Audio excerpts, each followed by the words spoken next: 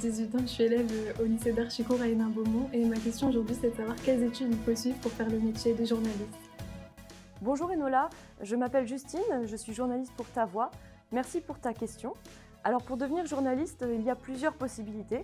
Il y a 14 écoles de journalisme reconnues en France, dont la fameuse École supérieure de journalisme de Lille dans la région. Les autres sont répartis sur tout le territoire. On y entre suite à un concours qui est assez sélectif. Certaines écoles sont publiques et d'autres sont privées. On y enseigne deux types de matières, des matières théoriques comme l'économie, le droit, l'histoire des médias, mais aussi des matières pratiques. La plupart des écoles délivrent un diplôme au niveau Bac+5, donc un master.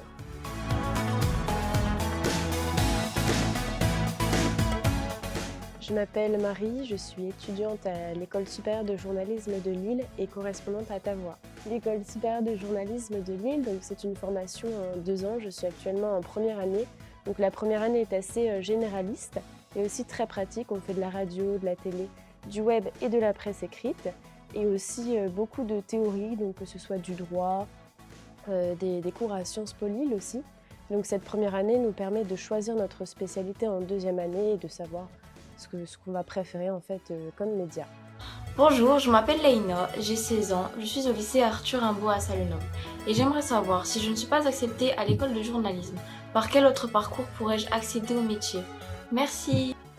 Merci Laëna pour ta question. Effectivement, on n'est pas obligé de passer par une école de journalisme reconnue pour entrer dans le métier. On peut aussi suivre d'autres formations, des formations en alternance. C'est ce que fait par exemple ma collègue Céline, qui est en contrat pro à la rédaction de Cambrai. Elle va t'expliquer un petit peu.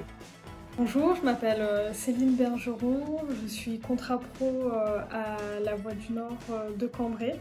Donc en fait, ça veut dire que j'ai une partie formation et une partie donc, en entreprise. Donc là, c'est à la rédaction de Cambrai.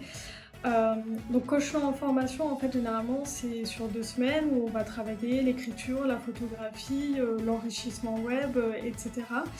Et après, quand je suis en rédaction, là, j'ai le rôle de journaliste, j'ai mes propres articles, les propres dossiers, les dossiers que je suis. J'essaie de me créer un réseau, tout ça. Voilà, et donc c'est vraiment une bonne complémentarité entre à la fois la formation et puis être sur le terrain, apprendre sur le tard via cet aspect pratique en rédaction. Alors j'ai fait beaucoup de choses assez différentes, j'ai un parcours professionnel on va dire un peu chaotique. J'ai aussi eu la chance de voyager, j'ai pas mal bougé et vers mes 30 ans j'ai rencontré le journalisme on va dire et c'est là que j'ai décidé de reprendre mes études.